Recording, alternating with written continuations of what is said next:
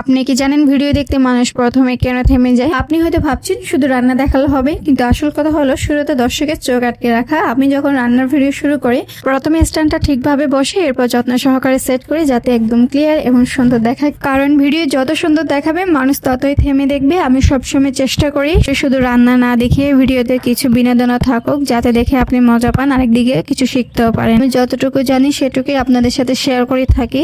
অনেকে ভাবে এখানে 3-4 মাস কাজ করলে মনিটাইজেশন পেয়ে যাবে বা ইনকাম হবে অনেক, কিন্তু আসলে এটা পুরোপুরি একটা ভুল ধারণা। ইনকাম নির্ভর করে ভিডিওর ভিউর উপরে। আপনার ভিডিও যত বেশি মানুষ দেখবে ততই কিন্তু আপনার ইনকামটা বাড়তে থাকবে। তাই আপনাকে অবশ্যই ওনাদের ভিডিওগুলো দেখতে হবে, শিখতে হবে, কিন্তু নিজের ভিডিও সবচেয়ে বেশি ফোকাস দিতে হবে।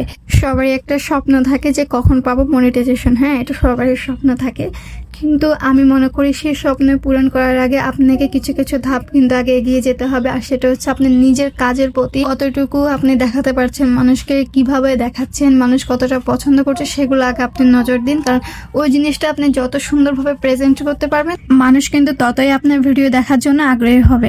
ভিডিওটি ভালো লাগলে অন্যকে দেখার সুযোগ করে দিবেন। আল্লাহ হাফেজ।